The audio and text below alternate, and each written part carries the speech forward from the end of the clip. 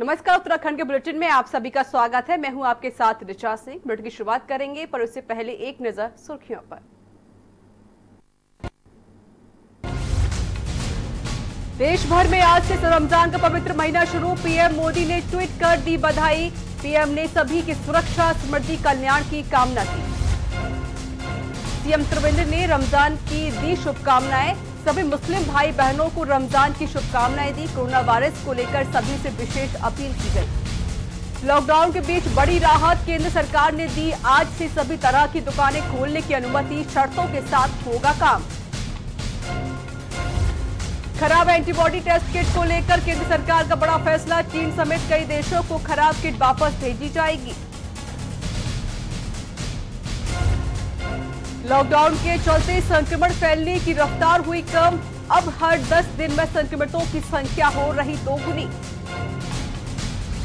और यातायात पर पड़ा लॉकडाउन का असर। एक महीने में 14 करोड़ रुपए का नुकसान। डिपो में वर्तमान में 43 बसों का है बेड़ा। आप देख रहे हैं के न्यूज, खबरों का सारथी। खबरों की शुरुआत करते हैं। उत्तराखंड के सीएम त्रिवेंद्र सिंह रावत ने राज्यों के सभी मुस्लिम भाई बहनों को रमजान के पवित्र माह की शुभकामनाएं दी और कोरोना वायरस को लेकर सभी से विशेष अपील की है। राज्य के सभी मुस्लिम भाई बहनों को रमजान के पवित्र महीने की बहुत बहुत शुभकामनाएं। रमजान का महीना आपसी भाईचारे और सौहार्द का संदेश देता है। यह पूरी मानवता को यह भी शिक्षा देता है कि किस प्रकार समाज के लिए अपनी जरूरतों को कम किया जा सकता है। रमजान के दौरान मुस्लिम धर्मगुरुओं, उलेमाओं से मेरा अपील है कि कोरोना महामारी के खतरे से बचने के लिए और लॉकडाउन को देखते हुए घर में रहकर ही इबादत करें और सोशल डिस्टेंसिंग का पूरा अनुपालन करें। सभी मुस्लिम भाई बहन इस बात का अनुसरण करें। ये हमारे धर्मगुरु उनसे अपील करें, ऐसी व्यवस्था उनको दें कि ताकि इस महामारी से हम एकजुट होकर लड़ सकें और इस जंग में महामारी से हम जीत हासिल कर सकें। ये सब आपसी सहयोग से ही सफल हो पाएगा। मैं अंत में फिर आप सबको एक बार पुनः पवित्र रमजान की बहुत बहुत शुभकामनाएं और बधाई देता हूं। देश के पीएम नरेंद्र मोदी ने राष्ट्रीय पंचायत दिवस पर जनपद के समस्त क्षेत्रों में जनप्रतिनिधियों से बात की, जिससे सभी लोगों ने सीधा प्रसारण के माध्यम से अपने घरों पर भी सुना। वहीं पौड़ी के विकास भवन परिसर में बीसी कक्ष में डीएम धीराज सिंह गर्ब्याल, मुख्य विकास अधिकारी हिमांशु खुराना, अपर जिलाधिकारी डॉक्टर एसके परनवाल और एपीडी सुनील कुमार, जिला विकास अधिकारी Dev Prakash, AMA कबूलचंद, CO MS Rana और डीपीआरओ एमएम खान सहित जनप्रतिनिधियों से पीएम के संबोधन को सुना।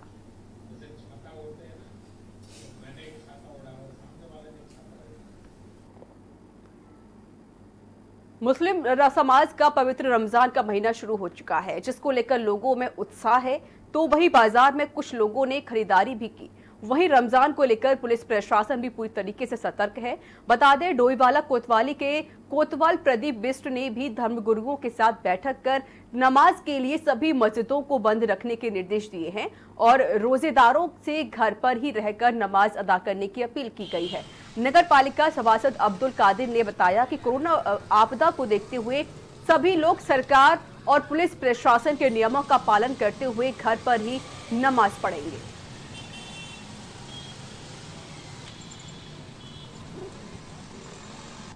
सभी मुस्लिम समाज के लोग 30 दिन के रोजे रखेंगे, कल जाएंगे।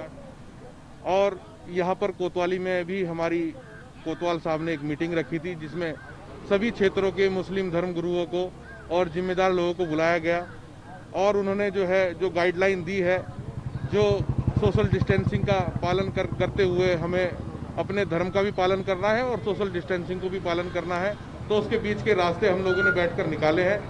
और इन सब चीज़ों को देखते हुए उन्होंने बताया है कि मस्जिद में नमाज नहीं होगी और हम लोग भी ये इससे इत्तेफाक रखते हैं कि महामारी के दौर में मैं भी अपील करना चाहूँगा लोगों से कि सोशल डिस्टेंसिंग का पालन करें।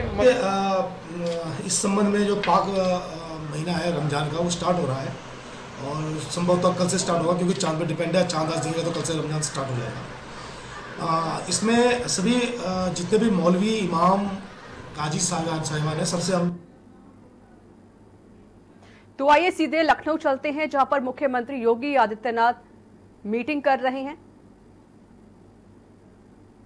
तो मुख्यमंत्री योगी आदित्यनाथ टीम 11 के साथ मीटिंग कर रहे हैं, समीक्षा बैठक की जा रही है और वहीं पर अधिकारियों के साथ बातचीत की जा रही है। किस तरह की तैयारियां हो रही है कोरोना को लेकर, कोरोना से कैसे बचाया जा सके। बता दें आपको, मुख्यमंत्री योगी आदित्यनाथ यह बैठक रोज करते हैं और रोज ही टीम 11 के साथ बातचीत की जाती है। किस तरीके के हालात बने हुए उसके बारे में पूरी चर्चा ली जाती है कि किस तरीके से कि कोरोना वायरस से कैसे निपटा जा सके, किस तरह की सावधानियां बरती जा सके और कैसे ऐसे लोगों को समझाया जा सके। इसको लेकर मुख्यमंत्री योगी आदित्यनाथ टीम 11 के साथ बैठक कर रहे हैं। तो जिस तरीके से देखा जा रहा है कि कोरोना वायरस लगातार बढ़ता जा रहा है, दुनिया भर में इसका आंकड़ा लगातार बढ़ता जा रहा है और तो वहीं भारत में भी इसके आंकड़े में इजाफा होता जा रहा है।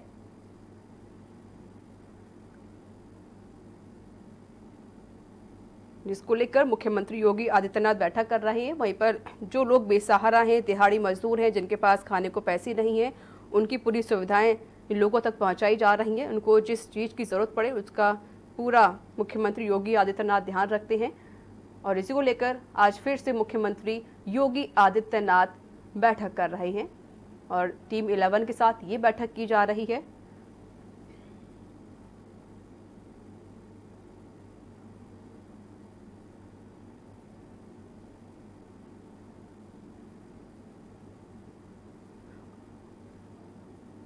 और बता दें, आज से जो सरकार का जो आदेश आया था कि आज से जो दुकानें हैं वो सभी दुकानें खुलेंगी, लेकिन वो शर्तों के हिसाब से दुकानें खुलेंगी, उनके ऊपर काफी नियम लागू होंगे। तो इसी को लेकर मुख्यमंत्री योगी आदित्यनाथ अधिकारियों के साथ बातचीत कर रहे हैं और जहां पर जो हॉटस्पॉट एरिया है वहां पर दुकानें नहीं खुलेंगी, लेकिन जहां भी दुकानें खुलेंगी, जिस जगह दुकानें खुलेंगी उसको लेकर मुख्यमंत्री योगी आदित्यनाथ कैसे उस जगह सावधानियां बरती जाए, किस तरीके से दुकानदारों को बताया जाए कि आप लोग सावधानी बरतें और लोगों से अपील करें कि सोशल डिस्टेंसिंग का पालन करें। अगर कोई सामान खरीदने आता भी है तो वो दूरी बनाकर खड़े हों और सामान खरीदें। तो दुकानें खोलने को लेकर अफसरों के साथ बैठकर चर्चा की जा रही है, किस तरह की सावधानियां बरती जाए जब दुकानें खोली जाएंगी। तो कोरोना से निपटने के लिए मुख्यमंत्री योगी आदित्यनाथ बैठक कर रहे हैं।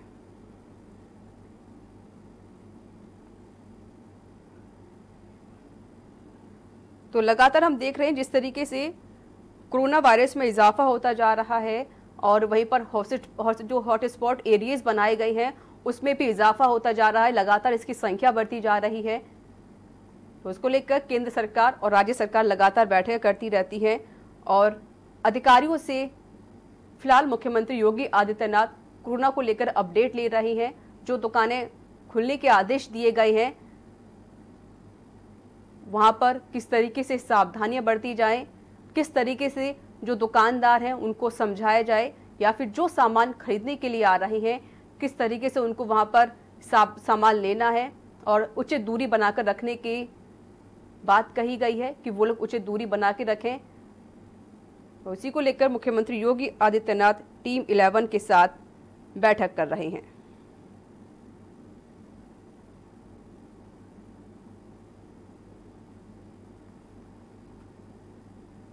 और बता दें आपको कि मुख्यमंत्री योगी आदित्यनाथ जब से लॉकडाउन शुरू हुआ है तभी से वो टीम 11 के साथ आए दिन बैठक करते हैं और अफसरों से पूरी जानकारी ली जाती है।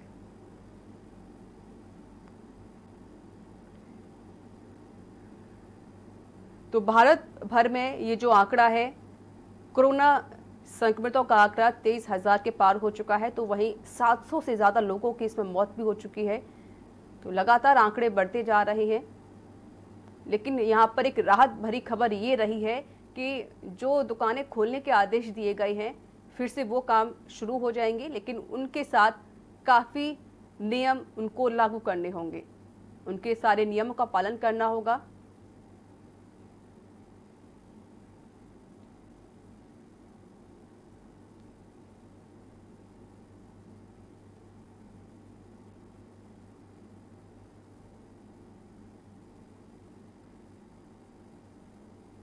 तो दुकानें खोलने को लेकर टीम 11 के साथ मुख्यमंत्री योगी आदित्यनाथ बैठक कर रही हैं और वहीं पर कोरोना से कैसे निपटा जा सके, अगर जो लोग दुकानें खोलते हैं तो कौन कौन सी दुकानें खुलेंगी, इसके बारे में समीक्षा बैठक की जा रही है। और जो हॉटस्पॉट एरिया हैं वहां पर दुकान खोलने के आदेश नहीं दिए गए हैं। जो हॉटस्पॉट एरिया हैं उनको पूरी तरीके से सील कर दिया गया है।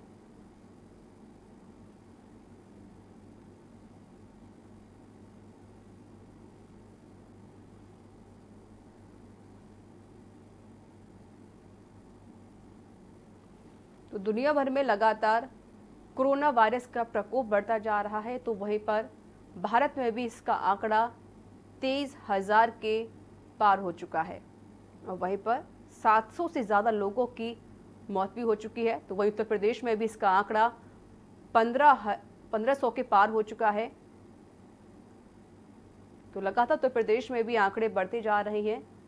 इसको लेकर मुख्यमंत्री योगी आदित्यनाथ लगातार बैठक करते हैं और इसी को लेकर आज फिर मुख्यमंत्री योगी आदित्यनाथ टीम 11 के साथ बैठक कर रहे हैं और वहीं पर सभी जिले के हालचाल जाने जा रहे हैं कि किस तरीके से वहाँ पर सावधानियां बरती जा रही हैं। तो आपको ताज़ा अपडेट बता देते हैं, जो भारत में जो आंकड़ा पहुंच गया है वो 24,506 हो चुका है और जहां पर जो जिनकी लोगों की मौत हो चुकी है वो आंकड़ा 775 हो चुका है, जिसमें से जो लोग ठीक हो गए हैं वो आंकड़ा है 5,063। तो भारत में ये जो आंकड़े हम आपको बता रहे हैं 24,506 इसका आंकड़ा हो चुका है और वहीं पर 775 लोगों की मौत हो चुकी है। तो इसी को लेकर मुख्यमंत्री योगी आदित्यनाथ लगातार बैठक कर रहे हैं और आपको बता दें उत्तर प्रदेश का जो ताज़ा अपडेट है वो है 1621, जिसमें 25 लोगों की मौत हो चुकी है और 247 लोग ठीक हो चुके हैं। तो आंकड़ा भी आपको उत्तर प्रदेश का बता रहे हैं।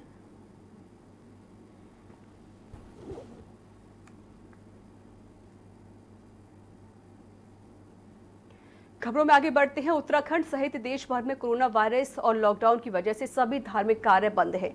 इस बीच रमजान के महीने में मुस्लिम मस्जिदों में नमाज अदा नहीं कर पाएंगे। वहीं उत्तराखंड हज और मदरसा बोर्ड के पूर्व अध्यक्ष जाहिद रजा रिजवी ने राज्य के मुस्लिम समुदाय से रमजान के पवित्र माह में घर में ही नमाज और तरावीह पढ़ने की अपील की है। उन्होंने कहा कि हम सब लोगों को कोरोना से बचने के लिए एहतियात बरतना जरूरी है। सबके उलमा मशाइख हमारी बड़ी बड़ी दरगाहों अफवाहों के जानकार का यही पैगाम है और मेरा भी यही पैगाम है कि इससे बेहतर मौका नहीं हो सकता। इबादतें हम अपने घरों में करें। कोरोना के चलते उत्तराखंड परिवहन निगम के काशीपुर डिपो को एक महीने में लॉकडाउन के चलते 14 करोड़ रुपए का नुकसान हुआ है। काशीपुर डिपो में वर्तमान में 43 बसों का बेड़ा है, जहां से हरिद्वार, देहरादून, हल्द्वानी, टनकपुर, बरेली, लखनऊ, चंडीगढ़, मेरठ, दिल्ली, जयपुर मार्ग पर बसों का संचालन होता है। सामान्य सीजन में प्रतिदिन करीब 5.5 लाख रुपए प्रतिदिन की आय होती है, जबकि सीजन में यह आंकड़ा बढ़कर 6 लाख रुपए से ऊपर तक पहुंच जाता है। वरिष्ठ केंद्र प्रभारी हरेंद्र सिंह नितवाल के मुताबिक कोरोना वायरस के चलते काशीपुर डिपो को एक महीने में 14 करोड़ से का ऊपर नुकसान हो चुका है।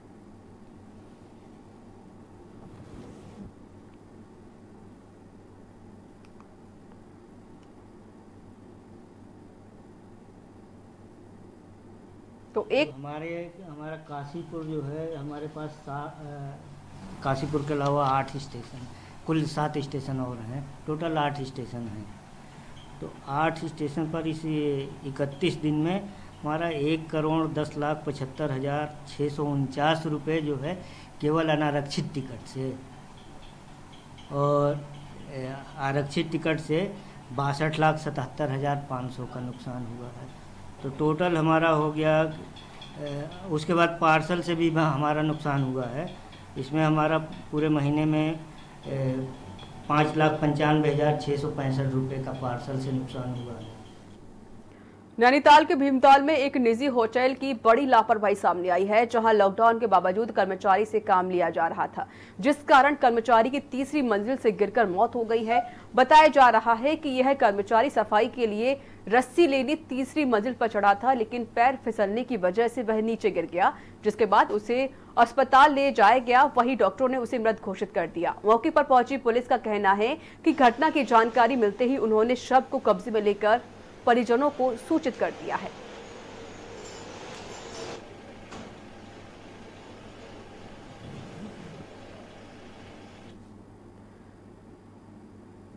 देहरादून में नगर निगम क्षेत्र में जो भी केंद्र सरकार या राज्य सरकार की निर्माणाधीन परियोजनाएं हैं, उनको अनुमति प्रदान की गई है, लेकिन इसमें शर्त ये होगी कि जो मजदूर निर्माण कार्य में लगे हैं उनको ट्रेवल करने की अनुमति नहीं होगी। वो संबंधित परियोजना की साइट पर रहकर ही कार्य करेंगे और सोशल डिस्टेंसिंग के नियमों का पालन भी करेंगे। इसके अतिरिक्त आपदा प्रबंधन से जुड़े काफी कार्य हैं, जैसे नदियों के किनारे तटबंध बनाने हैं। इसके अलावा जो किया गया है, क्योंकि बरसाती मौसम के शुरू होने से पहले ही सुरक्षा की दृष्टि से वो बनाए जाने हैं। इसके अलावा प्लम्बर, इलेक्ट्रिशियन, कारपेंटर और इनको भी परमिशन देने की व्यवस्था की गई है, जो कि छोटी छोटी टूट फूट घरों के अंदर हो रही है वो सही करा सकते हैं, लेकिन उनके लिए भी शर्त है कि पास उनको उस इलाके के दिए जाएंगे जहां वह कार्य करते हैं, अन्यथा वो बाहर किसी और इलाके में नहीं जाएंगे। दुकान नहीं खोल पाएंगे। आज जो है व्यवस्थाओं में ये किया गया है कि जो देहरादून नगर निगम क्षेत्र के में भी जो केंद्र और राज्य सरकार की निर्माणाधीन परियोजनाएं हैं उनको अनुमति प्रदान की गई है। यहाँ पर भी लोग जो है, लेकिन इसमें व्यवस्था यही होगी कि जो मजदूर होंगे उन्हें ट्रेवल करने की इजाजत नहीं होगी, वो साइट पर ही रहेंगे और सोशल डिस्टेंसिंग के नॉर्म्स को फॉलो करेंगे।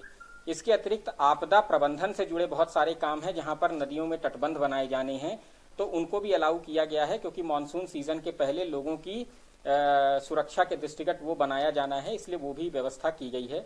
इसके अलावा जो प्लम्बर हैं, इलेक्ट्रीशियन हैं और कारपेंटर्स हैं, जो बहुत सारी छोटी छोटी टूट फूट हो रही है घरों के अंदर, तो उनके लिए भी जो है व्यवस्था में आज जो है उनको भी अलाउ किया गया है, लेकिन वो जिस क्षेत्र का पास उन्हें निर्गत होगा उसी क्षेत्र में ये काम कर पाएंगे। प्रधानमंत्री नरेंद्र मोदी ने पंचायतों को टेलीकास्ट वेबकास्ट के माध्यम से संबोधित किया। इस दौरान प्रधानमंत्री ने ई ग्राम स्वराज एप्लीकेशन का उद्घाटन भी किया, जिसमें पंचायत नियोजन एवं विकास कार्यों के बेहतर विश्लेषण और क्रियान्वयन हेतु वर्तमान पंचायत और इंटरप्राइज सूट के कई एप्लीकेशन को संकलित कर एप्लीकेशन के रूप में विकसित किया गया है। पीएम मोदी ने अपने संबोधन में ऐसे ग्राम पंचायत, जिला पंचायत के माननीय निर्वाचित जनप्रतिनिधियों से वार्ता भी की, जिनके द्वारा कोविड-19 महामारी के नियंत्रण हेतु उल्लेखनीय कार्य किया गया है। इस अवसर पर बागेश्वर की जिलाधिकारी रंजना राजगुरु, मुख्य विकास अधिकारी डीडी पंत, अपर जिलाधिकारी राहुल कुमार गोयल और जिला विकास अधिकारी के.एन. तिवारी समेत कई पंचायत के अधिकारी मौजूद रहे।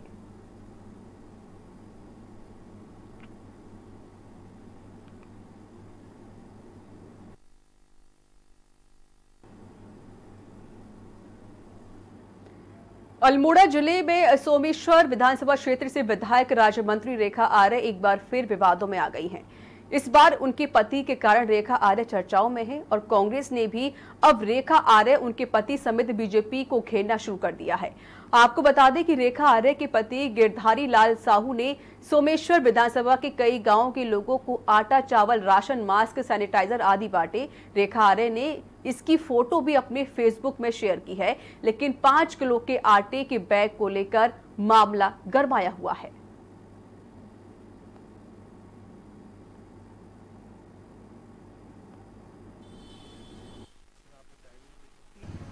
हजार 2018 का पैक्ड आटा अब 2020 में बढ़ रहा है।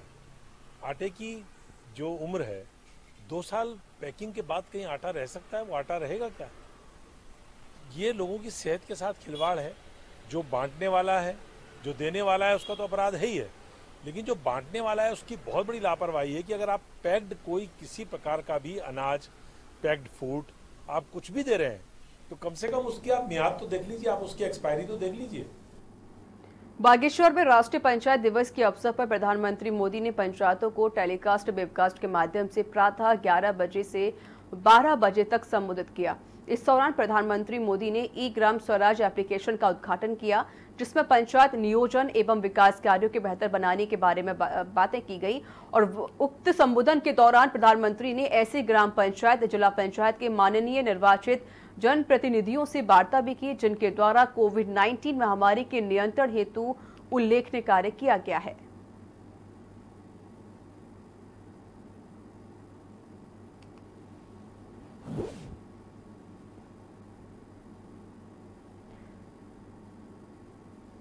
और इस बीच वक्त एक छोटे से ब्रेक का हो चला है। ब्रेक के बाद जल्द हाजिर होंगे।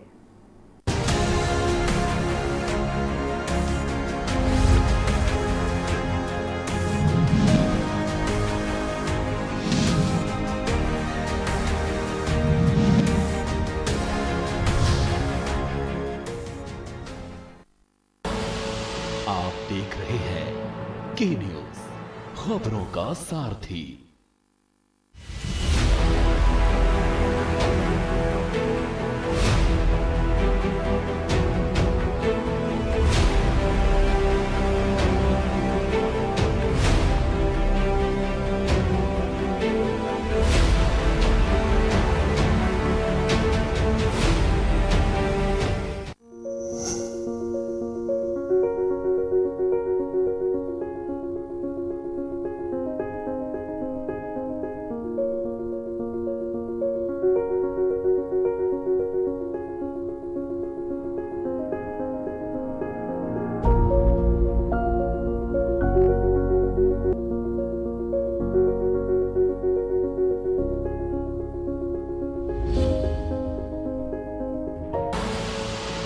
देख रहे हैं के न्यूज, खबरों का सारथी।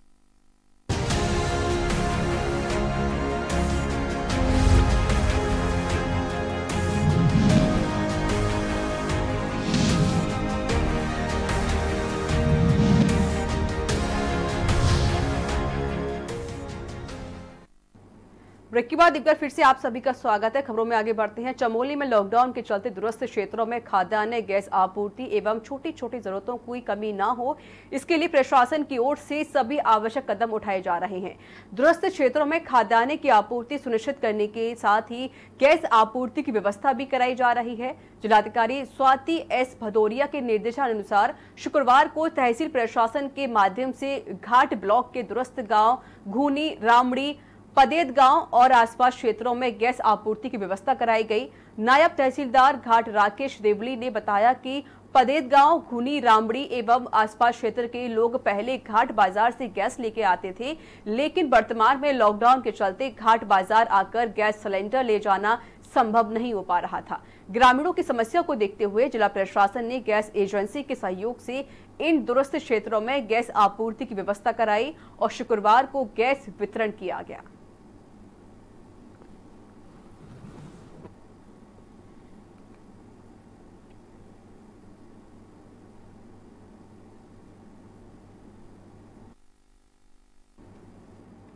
बागेश्वर में कोरोना वायरस संक्रमण की रोकथाम एवं नियंत्रण के लिए सोशल डिस्टेंसिंग का कड़ाई से पालन नहीं हो रहा है। बता दें कि जिलाधिकारी रंजना राजगुरु ने उप जिलाधिकारियों, पुलिस व नगर पालिका अधिकारियों के साथ बैठक कर निर्देश दिए थे कि जो लोग लॉकडाउन का पालन नहीं करेंगे उनके खिलाफ कड़ी कार्रवाई की जाएगी, जिसके चलते आज जिलाधिकारी, राजस्व, पुलिस एवं नगर पालिका बागेश्वर की संयुक्त टीम ने शहर के विभिन्न क्षेत्रों में संयुक्त अभियान चलाया गया, जिसमें 2 दुकानदारों समेत लगभग 2 दर्जन लोगों द्वारा मास्क न लगाने के कारण चालान किया गया।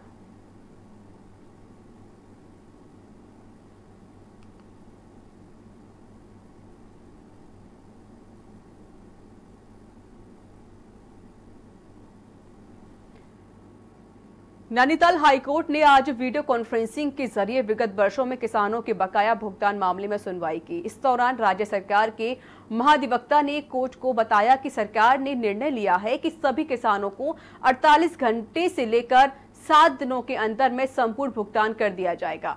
साथ ही कोर्ट ने राज्य सरकार से पूछा है कि क्या सरकार रविवार के दिन भी सभी केंद्रों पर किसानों का गेहूं खरीद सकती है। मामले की सुनवाई के लिए 29 अप्रैल की तिथि नियत की गई है। आपको बता दें कि हल्द्वानी निवासी गणेश उपाध्याय ने जनहित याचिका दायर करके कहा कि किसानों की गन्ने का विगत और वर्तमान वर्ष के साथ ही 7 माह पहले धान की खरीद का लगभग 3 करोड़ 25 लाख का भुगतान बकाया है, जिसका भुगतान शीघ्र किया जाए।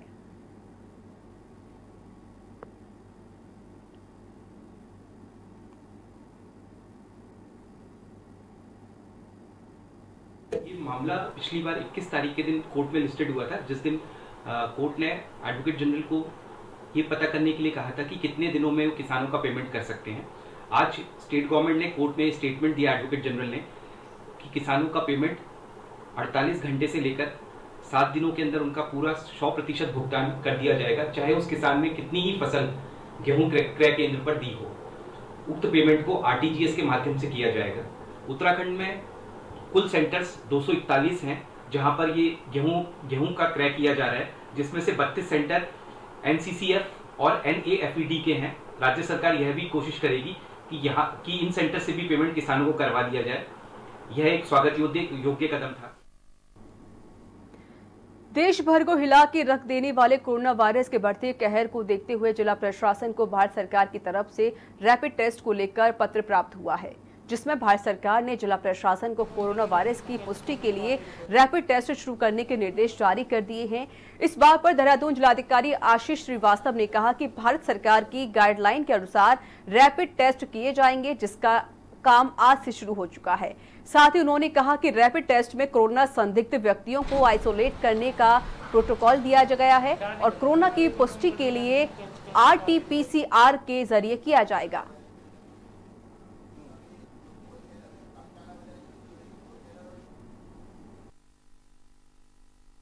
रैपिड टेस्ट को लेकर के भारत सरकार की तरफ से एक पत्र प्राप्त हुआ है और मैं इसमें मतलब रैपिड टेस्ट के बारे में मैं थोड़ा एक और भी आप लोगों को कहना चाहूँगा कि रैपिड टेस्ट एक इंडिकेटिव टेस्ट है। इससे कोई भी फाइनलिटी नहीं होती है कि कोई पॉजिटिव है या निगेटिव है। भारत सरकार की गाइडलाइन के अनुसार ये रैपिड टेस्ट किए जाएंगे और आज से हमने रैपिड टेस्ट का काम शुरू किया है। इसमें जिनके भी ऐसे कोई आते हैं उनके लिए एक प्रोटोकॉल दिया हुआ है कि वो किस तरीके से आइसोलेट होंगे और कंफर्मेटरी टेस्ट फिर भी RT-PCR जो है उसी से होगा और वो जो टेस्ट जो स्वाब सैंपल से किए जाते हैं वो कंटिन्यूअस चलते रहेंगे। पूरे देश में 3 मई तक लॉकडाउन किया गया है, जिसके चलते उत्तराखंड की बात करें तो उत्तराखंड में सुबह 7 बजे से लेकर दोपहर 1 बजे तक आवश्यक सामग्री की दुकानें खोलने के निर्देश दिए गए हैं, जिस पर अब दुकानदार कालाबाजारी करते हुए नजर आ रहे हैं। लगातार शिकायतें आ रही हैं कि बाजारों में सामान ओवर रेट पर बेचा जा रहा है, जिसको लेकर शासन प्रशासन ने भी आदेश जारी किए हैं कि कोई भी सामान ओवर रेट पर नहीं बेचा जाएगा। यदि इस तरह का कोई मामला सामने आता है तो उसके खिलाफ कड़ी से कड़ी कार्रवाई की जाएगी।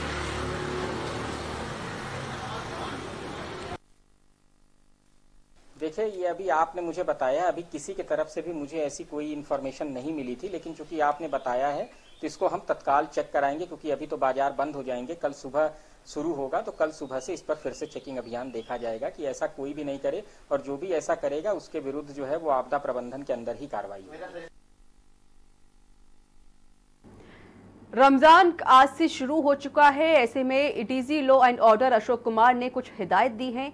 डीजी ने कहा कि रमजान के दौरान लॉकडाउन का अनुपालन किया जाएगा और साथ ही सामूहिक नमाज और रोजा अफ्तारी नहीं होगी। वहीं कम आवाज में अजान करने की अनुमति होगी, जिसके लिए प्रदेश में जिला स्तर पर डीएम और एसएसपी से इसकी इजाजत लेनी होगी।